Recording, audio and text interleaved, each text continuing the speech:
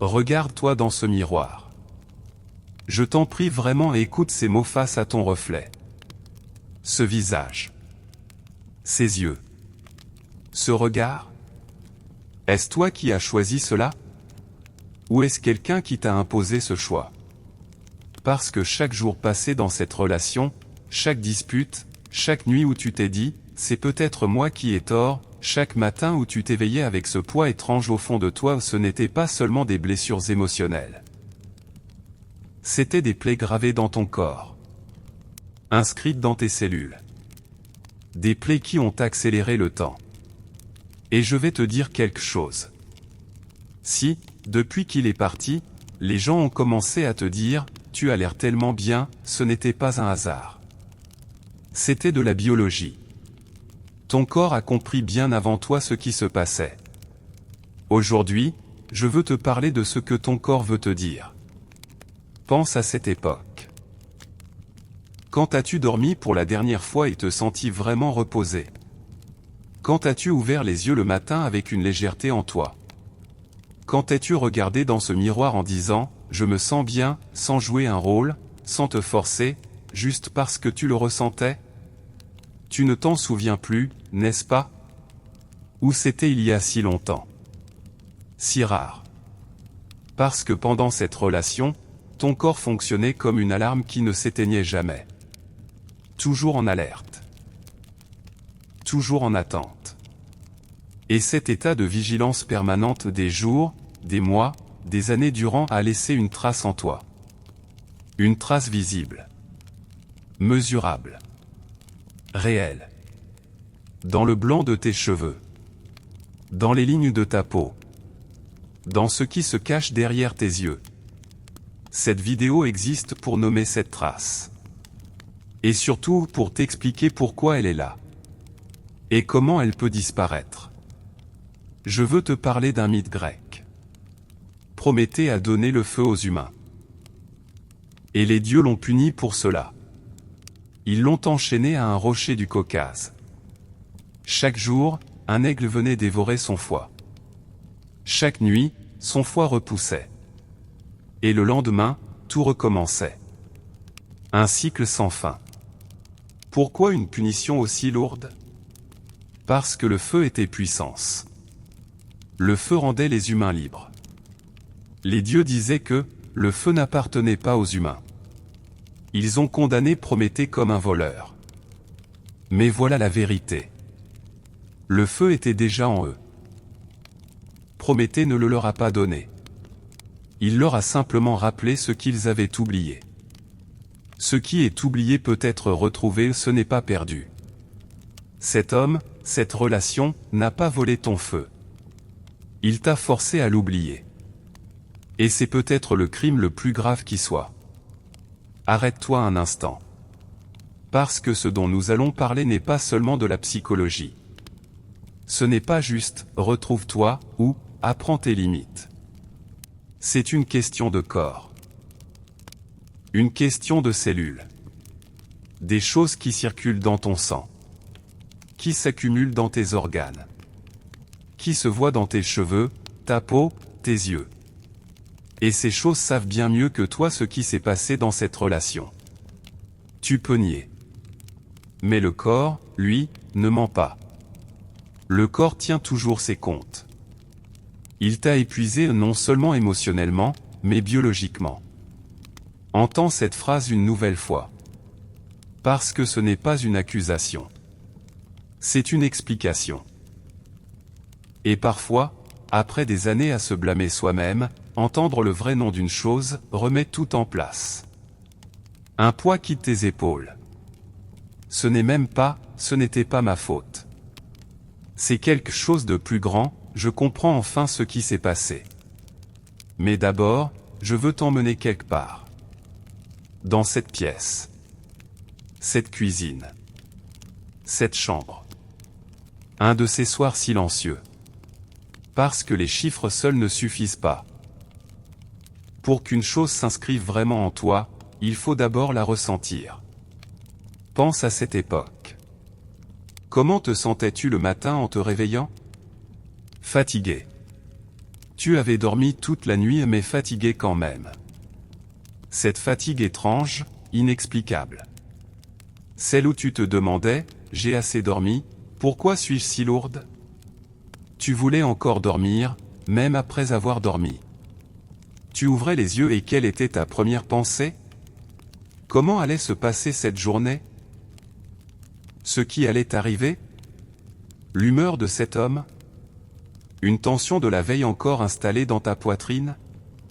Peut-être que tu ne pensais à rien. Mais ce poids était là quand même. Inexplicable. Mais concret. Comme si le sommeil ne t'avait jamais vraiment rendu visite. Peut-être les migraines. Des crises fréquentes, qui semblaient sans raison. Peut-être tu tombais souvent malade à chaque changement de saison, juste après chaque période de tension. Peut-être tes cheveux avaient commencé à tomber. Et tu te disais, ce doit être hormonal. Peut-être ta peau s'était terne. Sans éclat. Elle avait perdu sa lumière d'avant. Et tu attribuais tout cela à l'âge. Je traverse une période difficile, disais-tu. Peut-être t'étais-tu tellement habitué à ce qu'il disait que tu avais commencé à minimiser les signaux de ton propre corps. Mais en réalité, ton corps te disait quelque chose. Il criait. Il hurlait.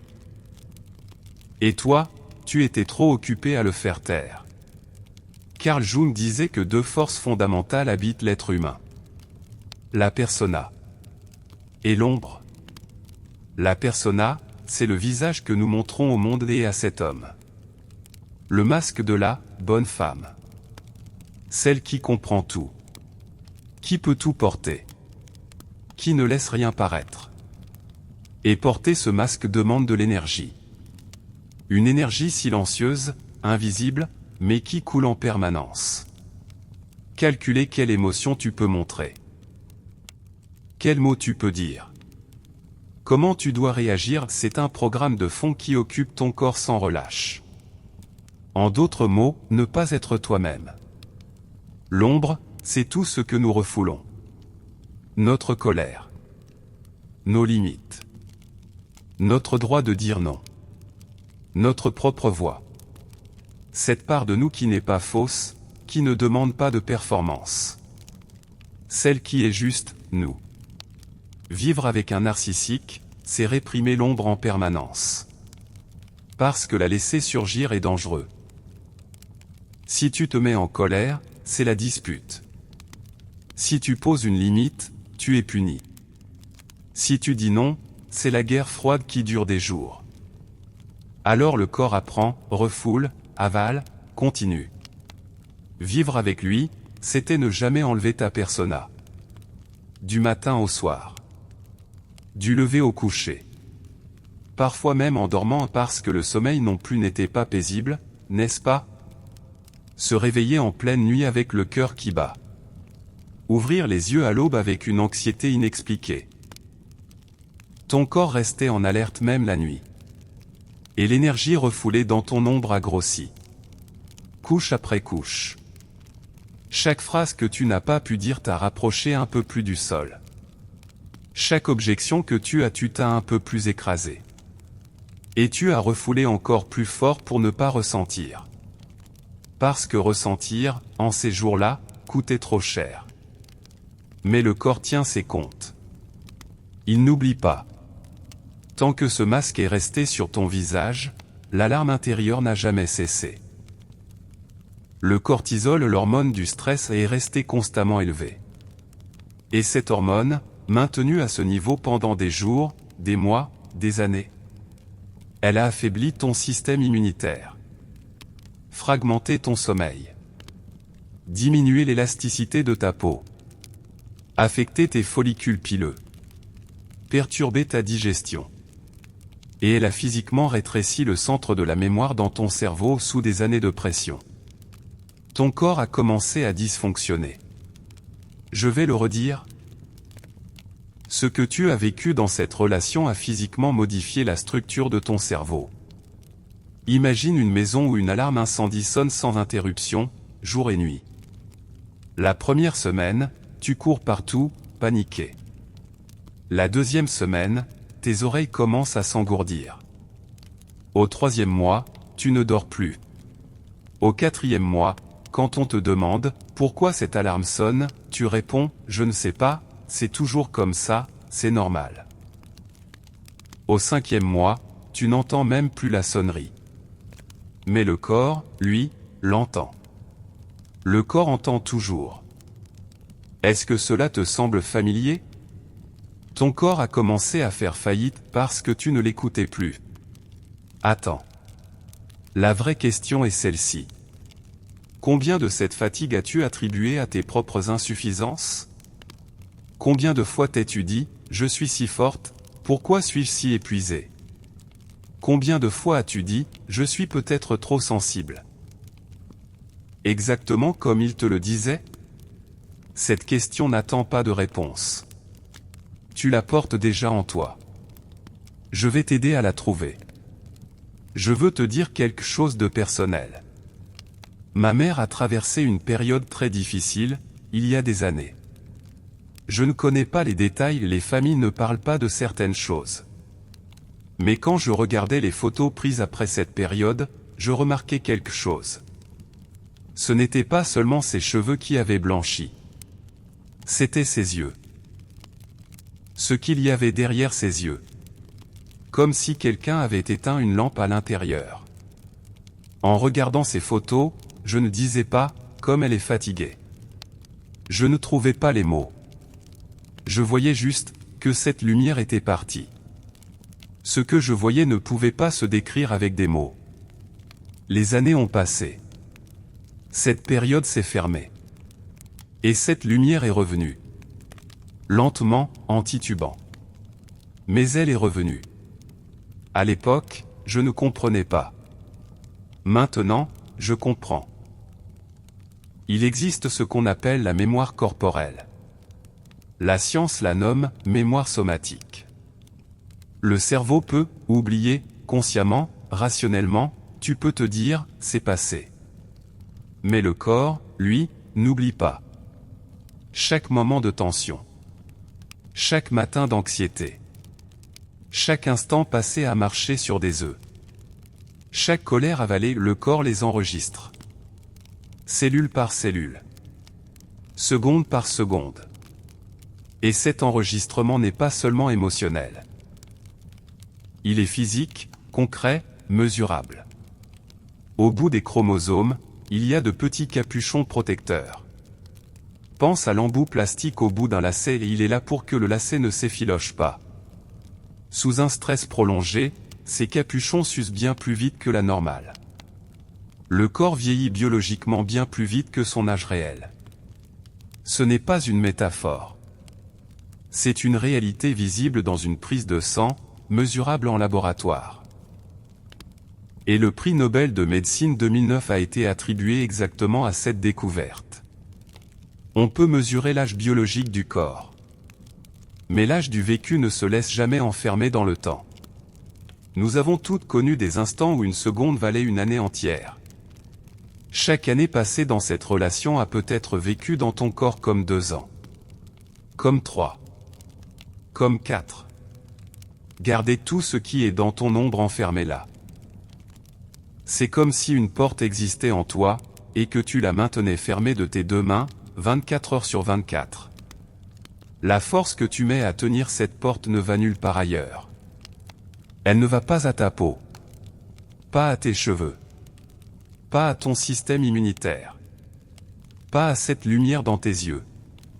Et chaque critique de cet homme. Chaque « sans moi tu ne serais rien ». Chaque regard ignoré. Chaque « tu es trop sensible ». Tout cela s'est accumulé derrière cette porte. La porte est devenue plus lourde. Et le corps a payé pour porter ce poids. De manière visible. De manière permanente, réfléchis chaque fois que tu regardais dans un miroir. Parlons maintenant du cortisol. Vraiment. Pas comme un cours médical. Comme ce que ton corps a vécu pendant ces années. Cette hormone existe pour sauver des vies.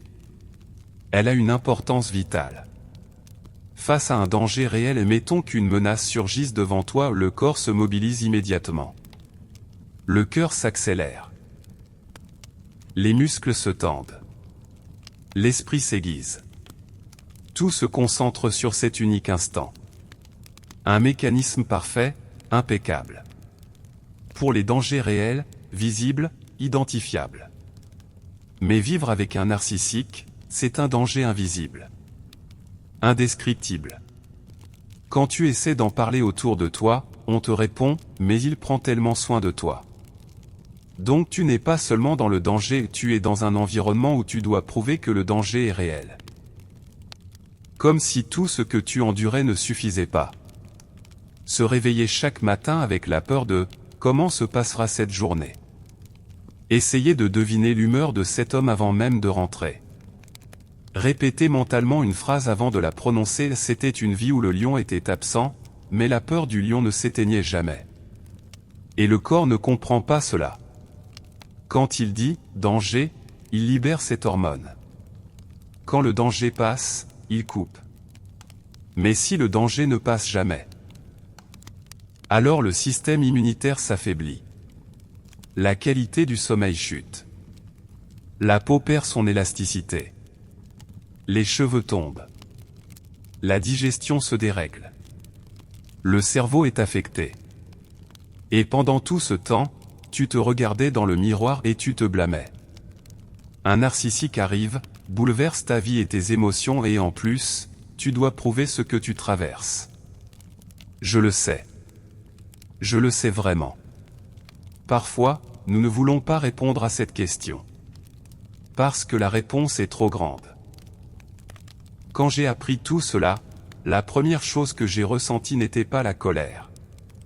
C'était une profonde tristesse. Parce que nous ne pouvons pas revenir en arrière. Les années passées ne se récupèrent pas. Mais ensuite, j'ai compris quelque chose. Cette connaissance n'est pas faite pour accuser. Elle est faite pour comprendre. Et quand on comprend, le corps se prépare à guérir. Parce que le corps aussi veut comprendre. Le corps aussi cherche la réponse à « pourquoi j'étais ainsi ?»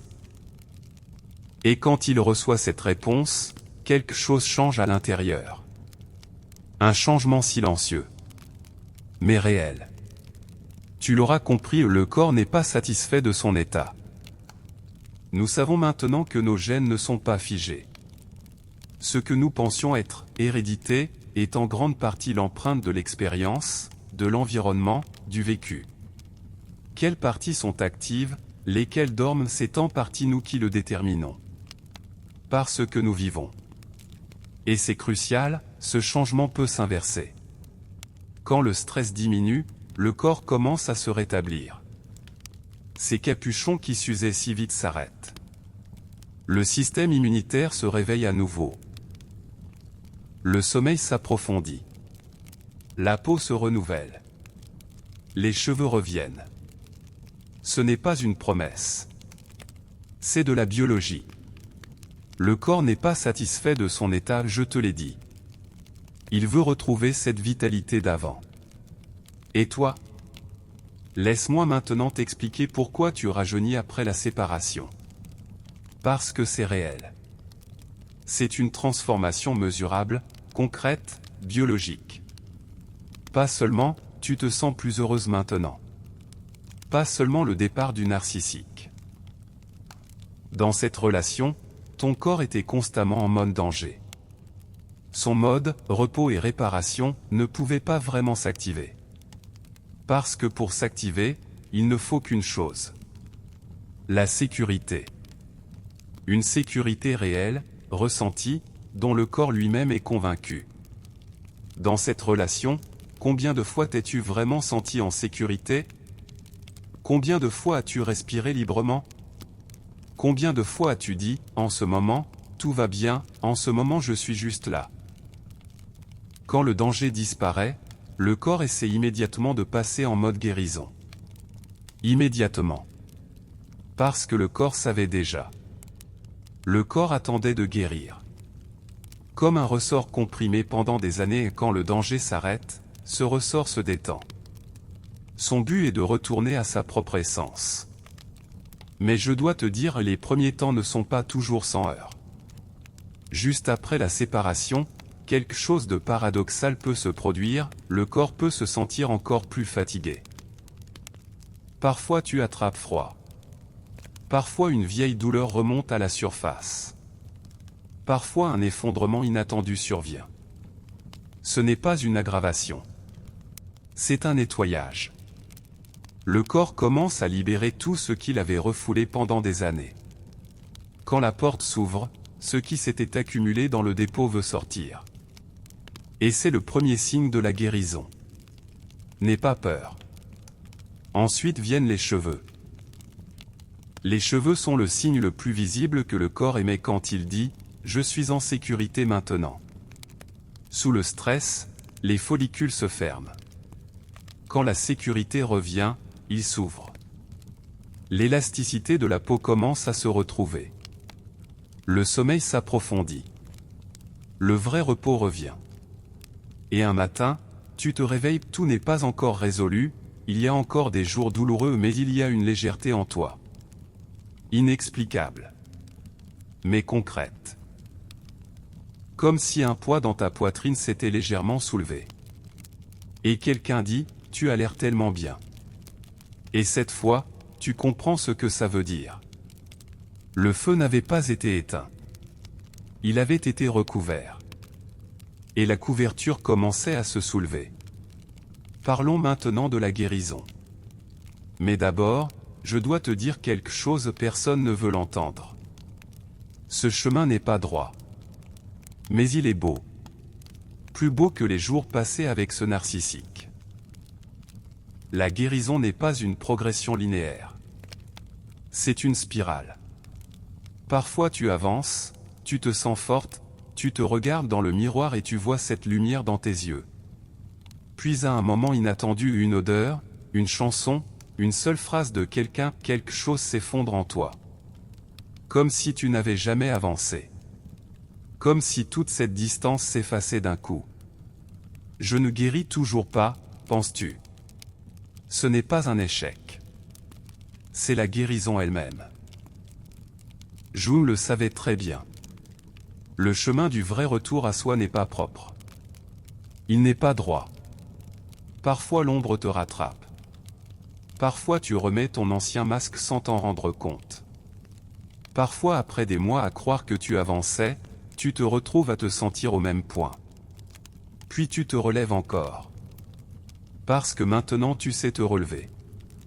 Et c'est une différence immense. Tu trébuches. C'est en trébuchant qu'on apprend qu'on est humain. Tu trébucheras. Il y aura des jours où tu retomberas dans d'anciens schémas. Quand ces jours viendront, n'aie pas peur. Ces jours ne signifient pas « je suis perdu ». Ils signifient « je suis encore humaine ». Alors qu'est-ce qui est nécessaire ? Premièrement, la vraie sécurité. Pour que le corps puisse passer en mode guérison, il doit se sentir en sécurité. Une vie prévisible, cohérente, où tu n'as pas à tout recalculer toutes les demi-heures. Ce n'est pas un luxe. C'est le besoin le plus fondamental de ton corps. Tu dois te donner cela ou du moins agir comme si tu en avais conscience. Deuxièmement, se retrouver avec son corps. Pendant ces années, tu as appris à faire taire ton corps, à minimiser ses signaux, à survivre plutôt qu'à exister. Il faut maintenant laisser le corps parler. Ce peut être le yoga, la danse, la marche. Simplement s'asseoir 5 minutes en silence et faire attention à ce qu'on ressent dans son corps. Ce ne sont pas des tendances. C'est dire à son corps, je suis là, je suis avec toi, tu n'es plus seul. C'est dire, je t'entends maintenant. Je prends tes alarmes au sérieux. Troisièmement, la vraie connexion.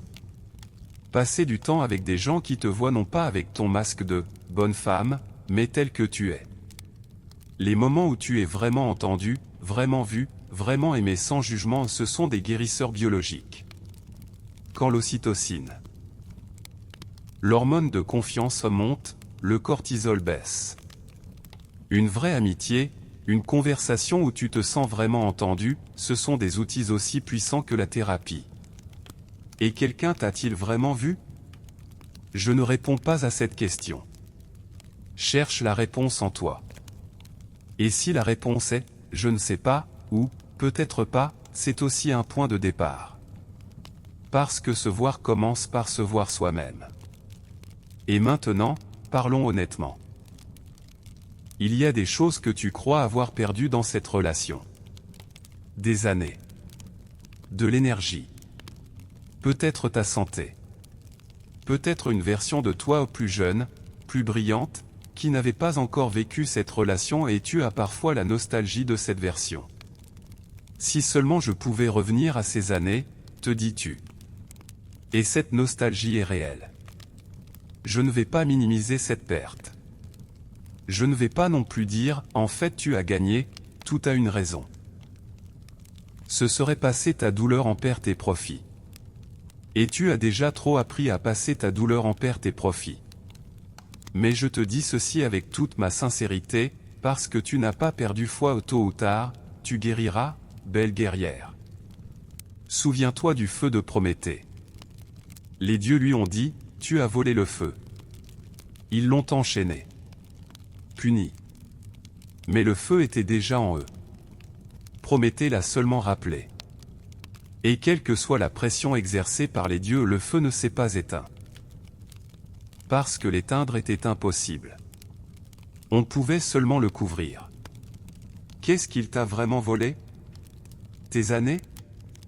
Oui, les années sont parties. Mais tu es là, maintenant. Et ces années t'ont façonné douloureusement, oui, mais elles t'ont façonné. Et dans ce façonnage, qu'on le voit ou non, il y a une sagesse. Tu reconnais maintenant tant de choses. Tu reconnais ce regard. Ce premier langage doucereux. Cette fausse fascination. Ce piège du « personne ne pourra t'aimer comme moi ».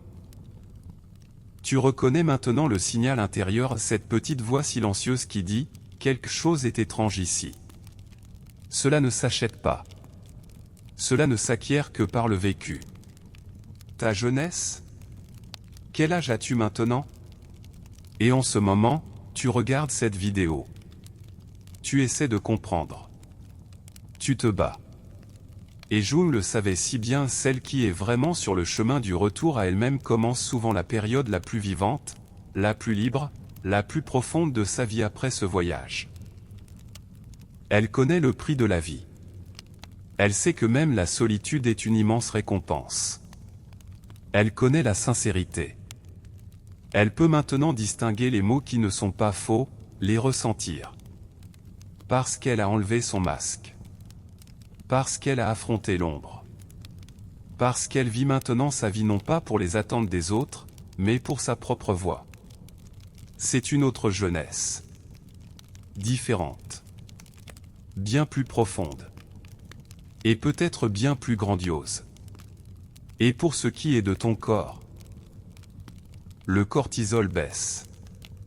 Chaque instant de paix, chaque vrai sourire, chaque limite que tu poses, chaque « non » que tu prononces, chaque petit moment où tu te sens en sécurité, ce sont des réparations biologiques. Le corps répond. Les cheveux reviennent. La peau rayonne. Le sommeil arrive. Et cette lumière dans tes yeux, ce tison, toujours la main recouverte, recommence à se montrer. Ce n'est pas une promesse. C'est le langage de la science. Le feu n'a pas été éteint. Il a été recouvert. Et maintenant, la couverture se soulève. Tu es ce feu. Tu l'as toujours été. Et ce tison que tu as laissé en toi, recouvert de terre mais jamais éteint, n'attend qu'une seule chose. Du combustible. Et le combustible, c'est toi. Ce le sera toujours. Tu as tiré les leçons de tes erreurs.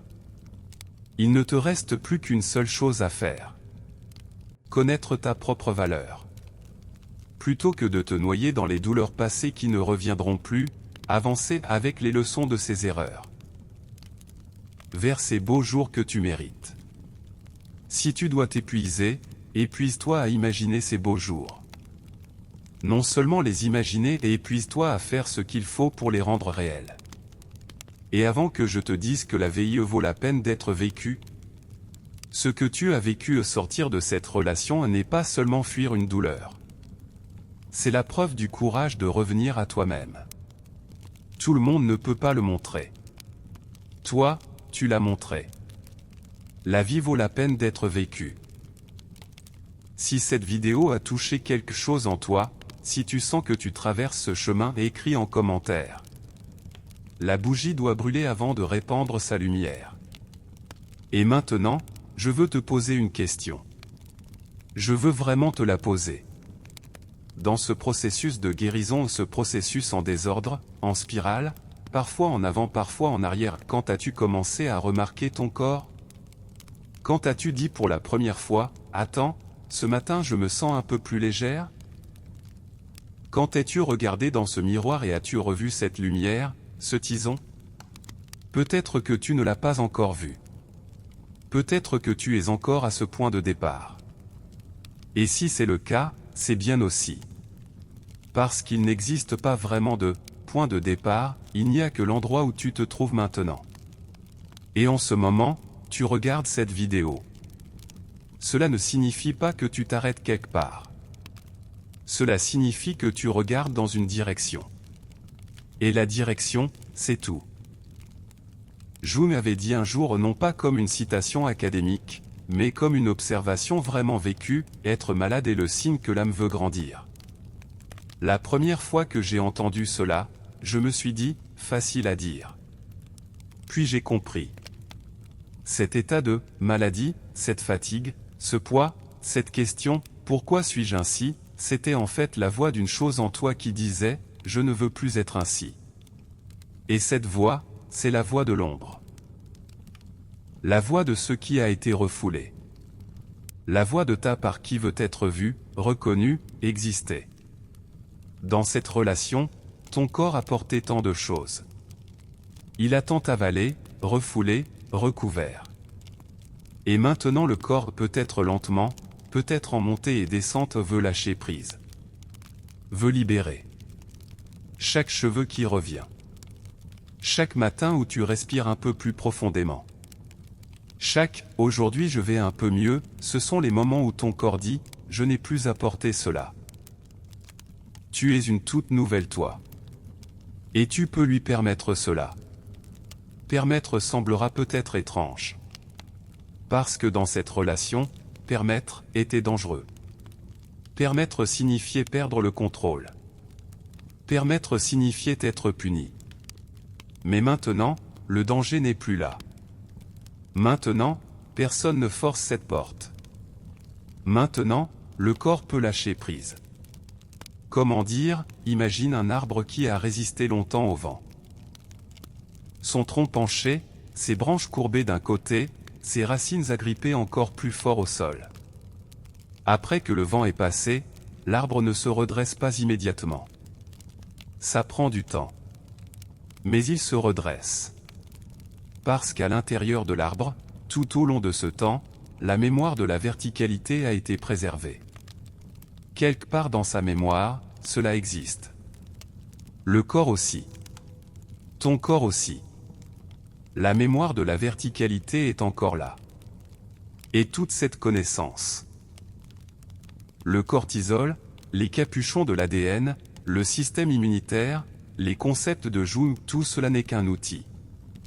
Les outils sont importants.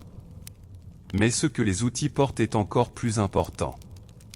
Et cela, c'est ceci, tu n'étais pas malade. Tu n'étais pas brisé. Tu n'étais pas trop sensible.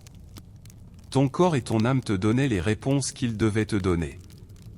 Et ces réponses, cette fatigue, ce poids, cette lumière qui s'éteignait, ce n'était pas ta faiblesse. C'était la preuve que ton corps disait, ce n'est pas juste. Et le corps avait raison. Le corps a toujours eu raison. Maintenant, c'est le moment de lui faire confiance. C'est le moment de lui dire, je t'entends. C'est le moment de lui dire ce que tu n'as pas pu dire pendant toutes ces années. Tu n'as plus à porter cela. Maintenant tu es libre. Maintenant tu es en paix. Parfois les gens demandent, comment saurais-je que je guéris? Quand j'entends cela, quelque chose en moi s'arrête. Parce que la guérison n'est pas un point final où tu arrives un jour en disant, c'est bon, c'est fini. La guérison, c'est se réveiller un matin et sentir que cette pierre dans ta poitrine est un peu plus légère. La guérison, c'est quand quelqu'un te parle à voix haute et que tu ne t'effondres plus à l'intérieur comme avant ou que tu t'effondres, mais que tu te reprends. La guérison, c'est quand tu entends ta propre voix et qu'elle ne t'est plus étrangère. Et ces voix reviennent. Lentement, parfois en murmure. Mais elles reviennent. Ton corps le sait déjà. Le corps n'attend pas que tu dises « je suis prête » pour choisir de guérir. Le corps commence déjà à chaque instant de sécurité, à chaque vrai souffle, à chaque « en ce moment je suis juste là ». Que tu le remarques ou non. Que tu le permettes ou non. Parce que guérir est dans la nature du corps. Être malade, rester en état d'alarme chronique, ce n'était pas ce que le corps avait choisi. C'était ce à quoi il avait été contraint. Et la contrainte est terminée. Maintenant c'est le moment pour le corps de se reposer. Maintenant le corps revient à lui-même. Sans toi ou avec toi, mais tellement plus beau, tellement plus vite, tellement plus profond avec toi. Parce que maintenant tu comprends ce qui s'est passé. Et comprendre, c'est le plus grand combustible. Et quand il y a du combustible, le feu s'éteint-il? Non. Il grandit. D'abord silencieusement, inaperçu. Puis un matin tu te regardes dans le miroir et tu le vois dans ses yeux, derrière ce regard. Tu le reconnais. Parce que cette lumière ne t'a jamais été étrangère. Cette lumière, c'était toujours toi. Peut-être que tu n'y crois pas encore tout à fait. Peut-être que tu te dis intérieurement, facile à dire. Moi aussi je l'ai dit. Et c'est compréhensible.